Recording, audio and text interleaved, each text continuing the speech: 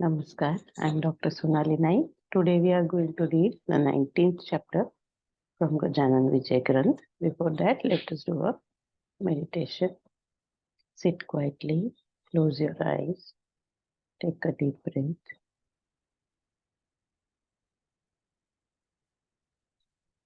Concentrate your attention on your Adhyay chakra. See in your mind's eye. You are sitting at a very pleasant place. It is a seashore. A cool breeze is blowing.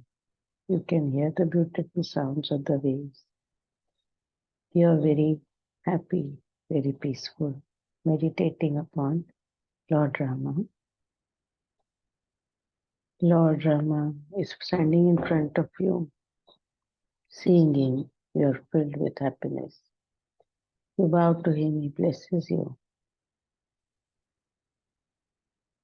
that you are always happy, healthy, and wealthy. The protection of his blessing stays with you all around your life.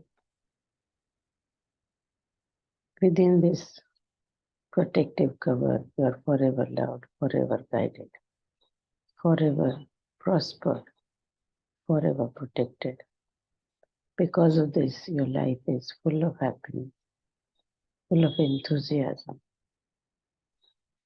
Give thanks, open your eyes. Jai Gajanan, Shri Ganeshaya Namah, Jai to thee who doles out joy, Jai to thy impermeable form.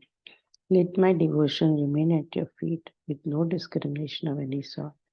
O Raghupati, come and bless me. Great ones like you should never be harsh. O Ananta, give me a chance to express my part. O Jagannath, don't fail me in my efforts. When Sri Gajanan Maharaj was at Shegaon, a Brahmin, Kashinath Khanderao Gardev, came to the town for his darshan. He prostrated before the Maharaj and was happy to see him as a liberated person. Kashinath's father had described him so at Kamgaon. He felt fortunate to come and see him at Shegaon.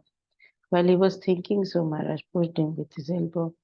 With this push, Maharaj said, "Go home, your desire is fulfilled. A postman is waiting for you at the door. He has a telegram for you to read."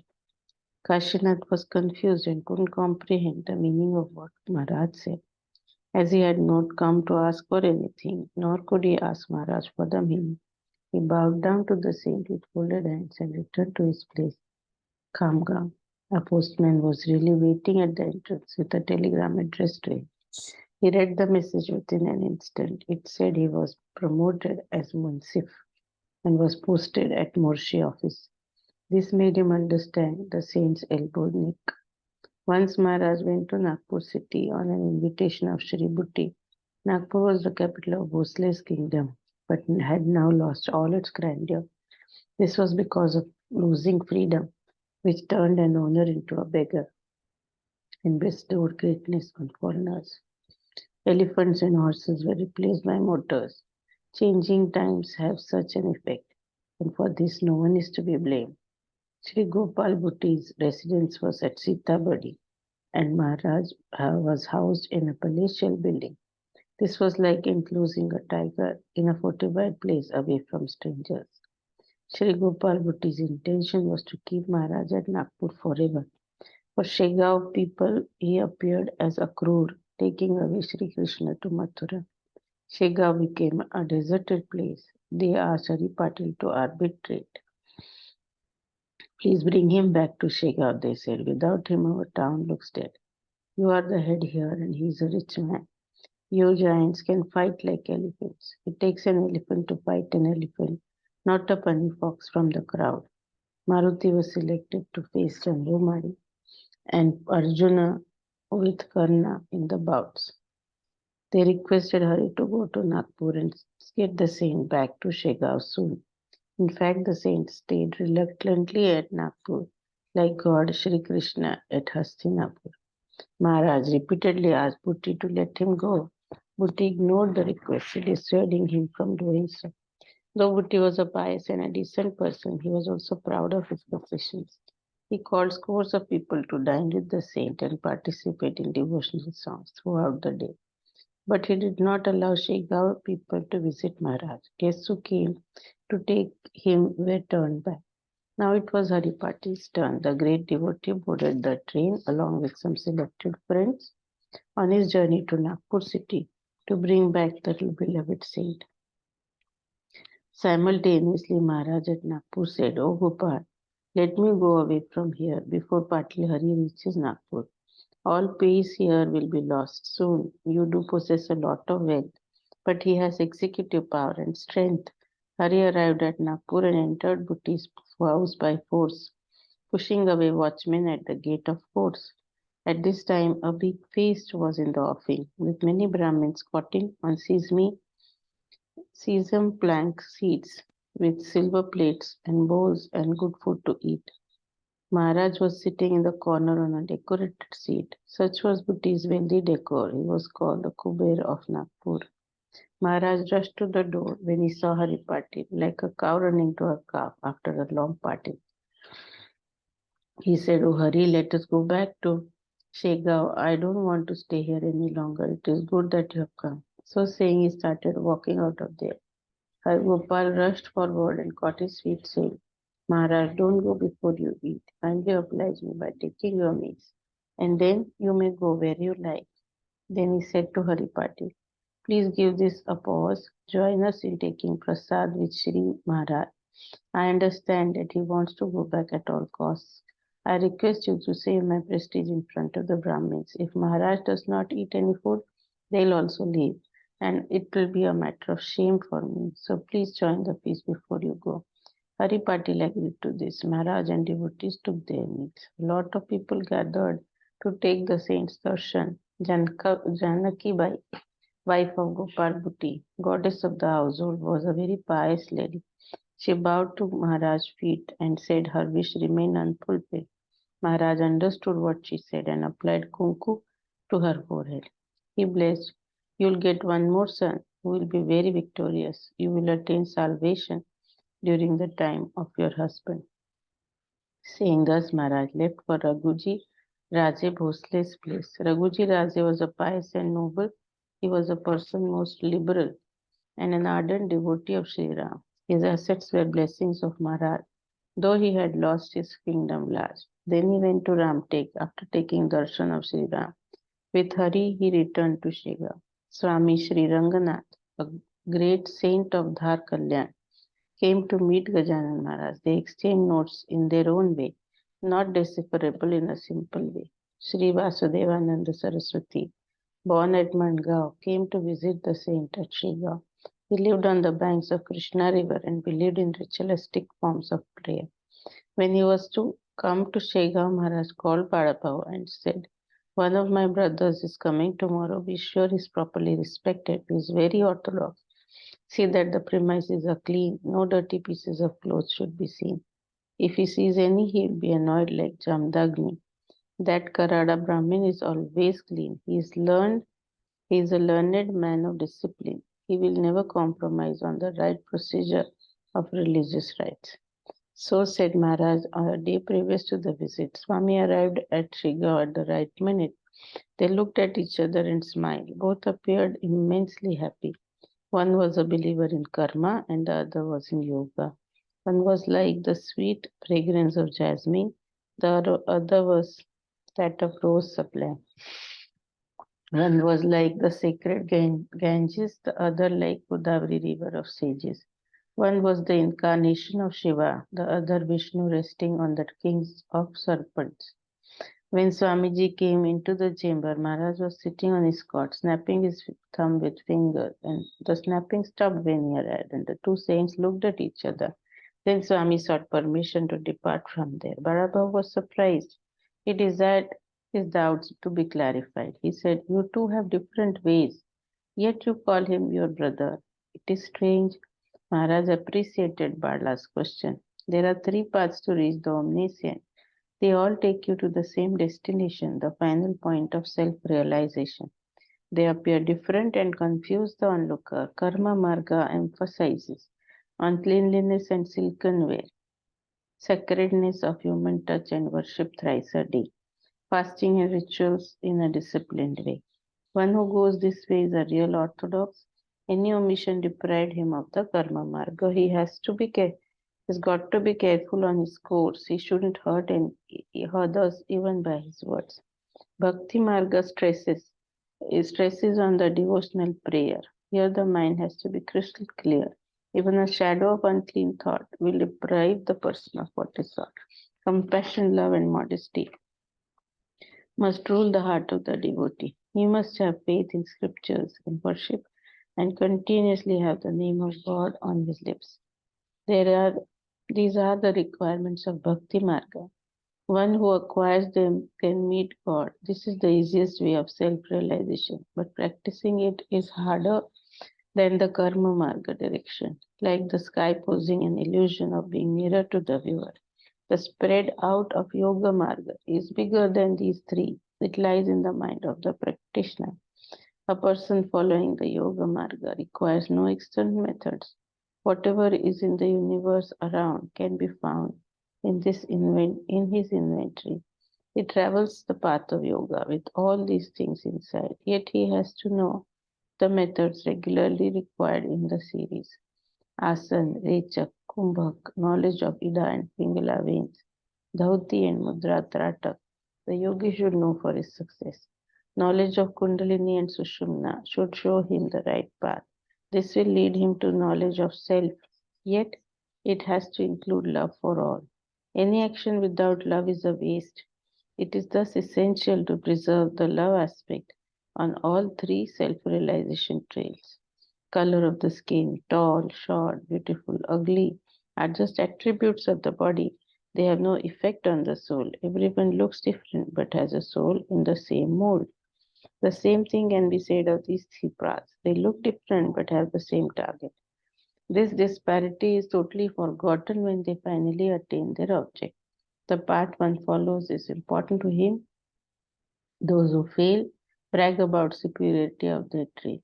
Those who succeed become saints. Once they reach such a spot, they merge in as one, as the supreme thought. Vash- Vashishta, Vamdev, Jamdagni, Atri, Parashar, Shandilya Muni traveled the Karma Marga with great dignity. Vyas, Narad, Kayadu Kumar, Maruti, Shabri, Akrur, Uddhav, Sudama, Parth, and Vidur took Bhakti Marga as their ground. Sri Shankaracharya Guruvar, Machindra Gorakh Jalandhar touched self-realization by following Yoga Marga tradition. Vashishta, Vidur, Machindra, each type got the same fruit of salvation. The tradition rolled on. Don't ever doubt it. Shripad Vallabh and Narsimha Saraswati from Gangapur, Audambarwadi protected the Karma Marga practice. Namdev, Savta, Jnaneshwar, Kanu Chokha Mahar, Damaji Pant Thanedar took Bhakti Marga, path of devotion. Sheikh Mohammed of Shrigunda, Anandi Swami of Jalna, Surji Anjan Gaus, Devnath were all followers of Yoga Marga. Presently, Vasudeva has Karma Marga and I go by Bhakti Marga, like many other on the devotional trail, like Dhondibua of Paros, Sant Nana of Sonagir, Yashwant Rao of Jalna, Kala Amma committed to Almighty, Sri Sai Baba of Shirdi, Gulab Rao with intellectual insight, Sant Akruji of Varkhede in Chandpur Gaon, Saint Jingaji of Mura, Nagpur's Tajuddin Baba. Though their ways are different, they commanded a saintly status. We are all brothers, have come to this earth to show to the devotees the right path to know the divinity. Each one will take the path of his choice and will ultimately rejoice and find salvation at the feet of the Almighty. Now, Barabhau, don't ask me further nor tell this dialogue to others. Let me sit here quietly under the garb of being crazy. Those who have faith in me and have my love will see the fulfillment of their desires. I don't need the others. Knowledge about the supreme reality is to be imparted to those who are eager to study and not to non believers and the scornful. We have to be steadfast on our path to walk towards the omnipotent God. Tears rolled up from Barabbas' eyes when he heard the sublime advice. He was overwhelmed with love. His body shivered with extreme bliss, beyond all words to describe. He bowed to the saint here on saving the oppressed. Among his other devotees were Sadhubai. Once Maharaj said to her, "Take flour and pulses and cook day and night for the devotees. Go on feeding all those who come here. You will be dearer to God Narayan." Sadhubai of Vijapur observed the routine. She was still living in Shegaon town.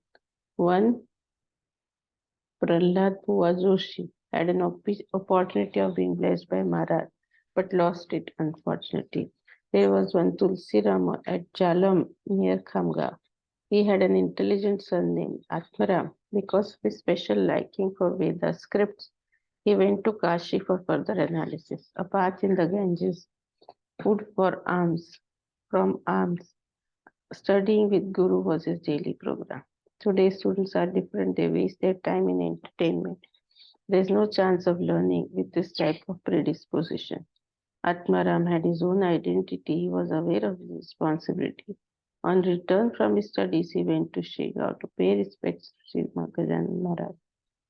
Atmaram had learnt the Vedas diction, but Maharaj was the son of all comprehension. He recited the script along with Atmaram and corrected him where he was wrong. It was a surprise for everyone in the assembly to see the saint recite Vedas so fluently. How can a honeybee ever be away from the source of honey? Atmaram used to come to Shigaon from Jalam and offer his services on the sacred mission. So much was his devotion that after Maharaj's sojourn, Atmaram looked after his memorial. He never accepted any remuneration for his selfless devotion. On the contrary, offered a donation. He gave up his property, house, and land to the temple trust's command. Never bothered about the amount. It is devotion that counts. Shabri achieved the grace of Sri Ram by offering berries from the farm. Atmaram's humble donation brought him the same results. Dattatreya, Kedar, Narayan Jamkar, and Dudhari Bua, who lived on milk simply, were sincere devotees of the saint only. Maruti Patwari of Murgaon Bhakre in Barapur Tahsil had Timaji Madi in his service. Timaji's job was to guard his crops in the Patwari's field. One night Timaji fell asleep on the heap of grains in the field.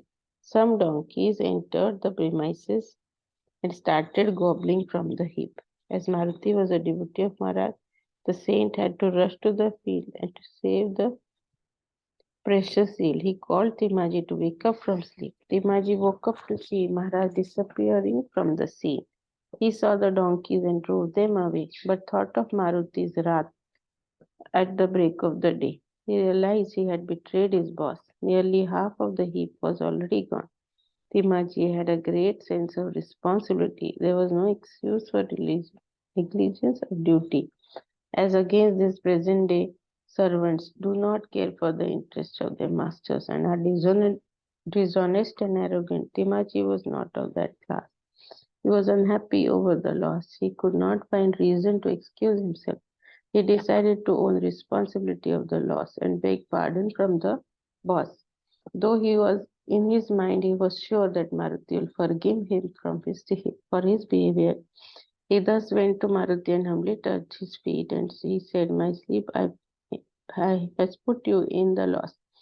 While I slept, the donkeys consumed the half. Please come to examine the damage and relieve me of my anxiety."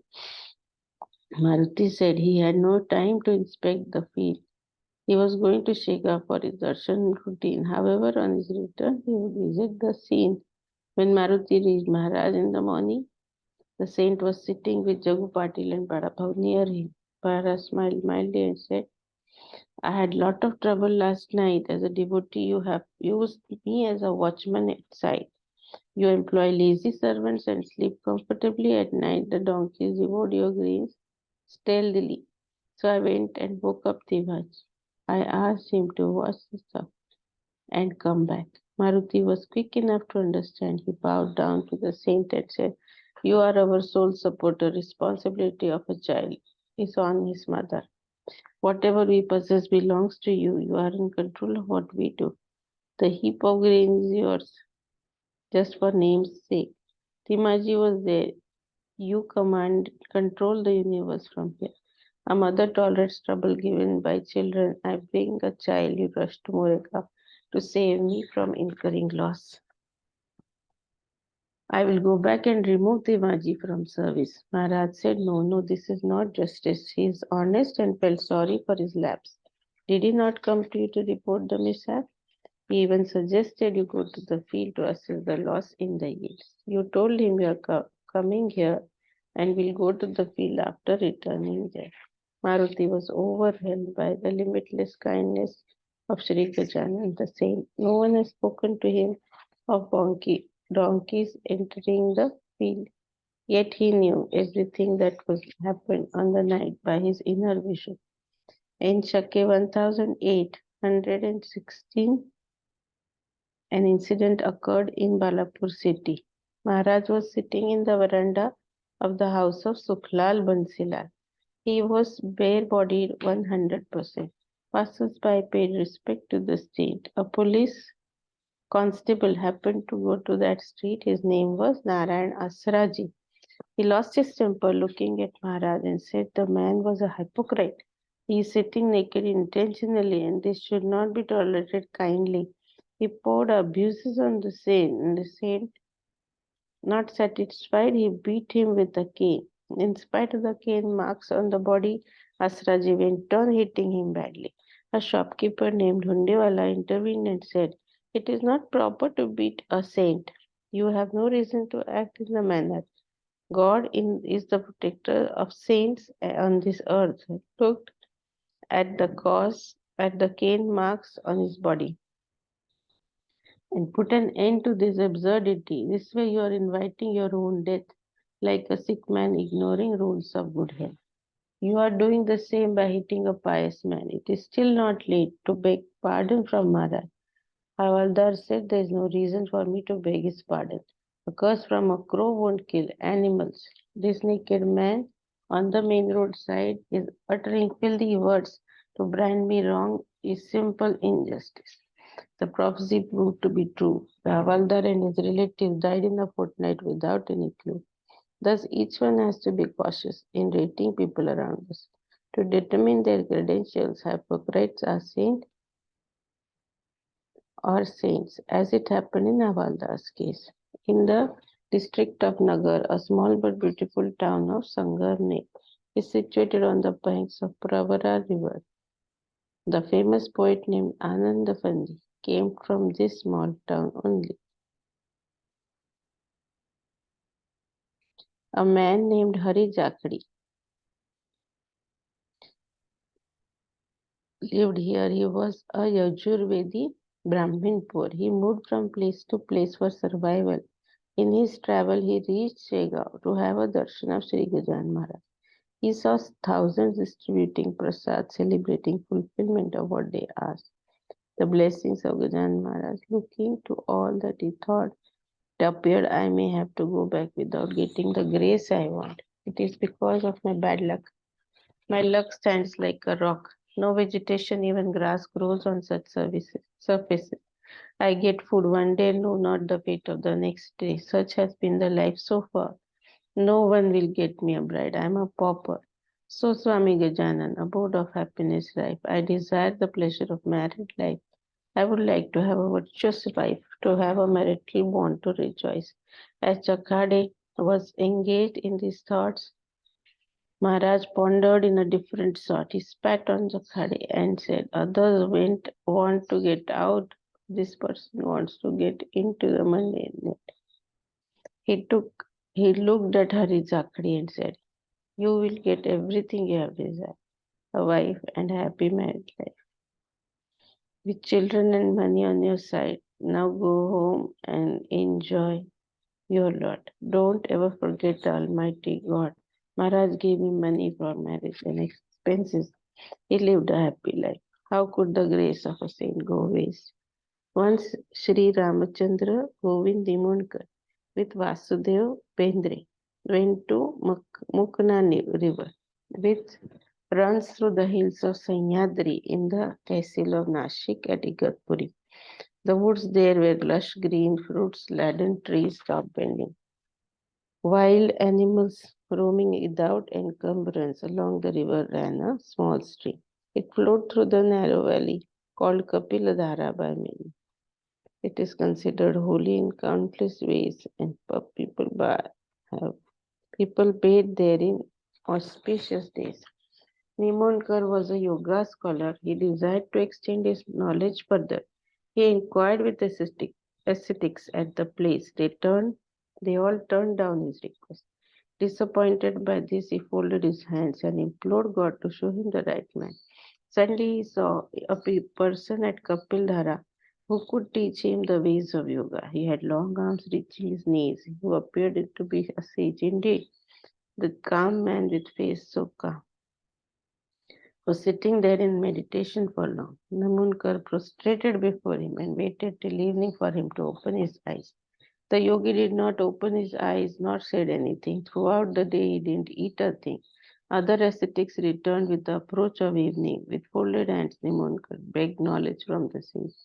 The sage gave him a chart and said, "This hymn has 16 words. Keep repeating them. You may learn yoga by this strength. Following the yoga marga is difficult. As you know, an insect cannot circle the Himalayan region, nor can a live seashell climb Meru Mountain. You may try yoga by being a bachelor and keeping your mind and body cleaner.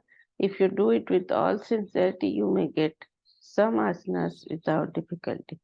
Don't ask me any more questions. Take this prasad." The sage gave him a pebble and vanished. The same yogi, the same yogi met Nimonkar at Nashik by the Godavari river. He ran to the saint and caught his feet and said, "You seem to be fed up with me. Last time we met, you never gave your name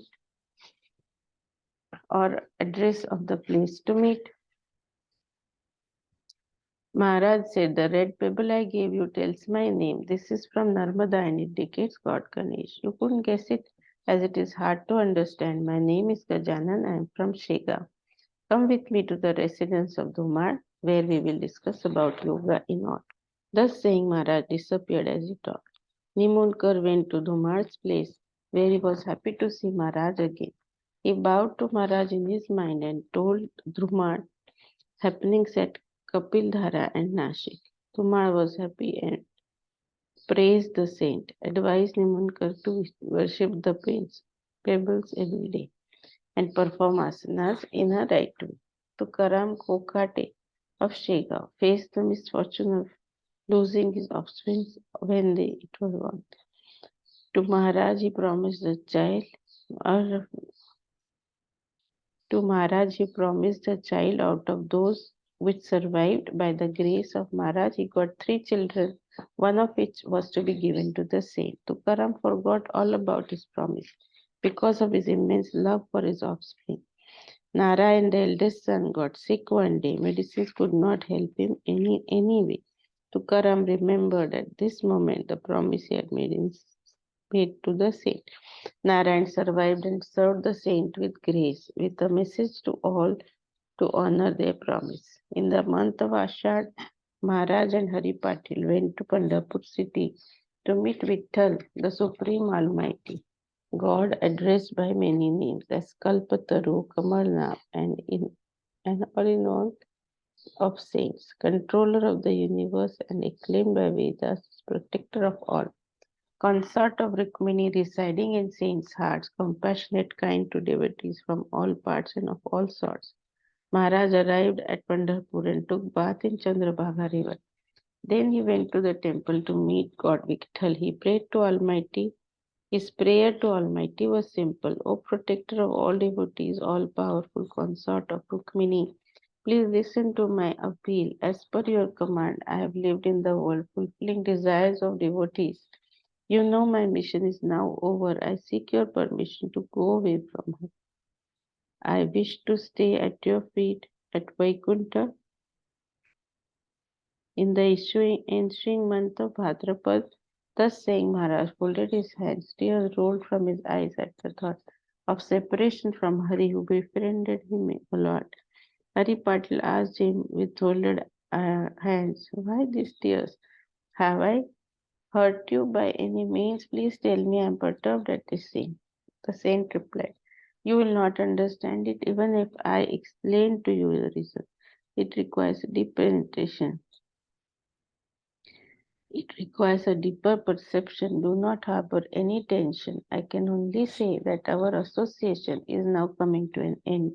Let us return to Shigaon this moment. Prosperity will always reign on you and your descendants." Celebrations of return were over. Hari Patil looked anxious, however. He told the people that Maharaj had said of his association coming to an end. In the month of Shravan, Maharaj got weak day by day. At Ganesh Chaturthi in Bhadrapad, here is what he said. Now all of you should come to the monastery for the immersion of Ganpati. It is said in Ganesh Purana that an idol of Ganesh be made of earth on Chaturthi. After worshipping and offering sweets, it should be immersed in water next day, Panchami. That day is now here. Celebrate it by immersing my body in water. Don't weep at all, and don't forget I will always be here to protect and guide you forever and ever. I can never forget you. Throw away torn clothes and wear new, said Shri Krishna to Arjuna in Gita on the field. To that advice I will not yield. I will now yield and change my body as not other saints did. Maharaja spent Chaturthi in a happy mood with Bharabhava and devotees of the neighborhood. Next day, holding Bharabhava's hand, he said, "Don't think I have left you. Keep up the devotion. Never ever forget me.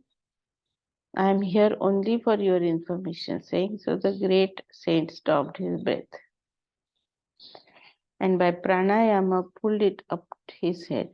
This was the noon of uh, this was the noon of Bhadrapad Shuddha Panchami, Thursday, in Sadharan Nam Samvat, Shaki 1822 and 32. While holding up his breath, he uttered Jai Gajanan and merged himself in the Supreme. Brahma at Shega and movements that stopped hereafter, plunging the atmosphere into sorrow and despair. Very soon the sad news went round through the villages and towns. People gathered in great haste. They cried, beating their chests.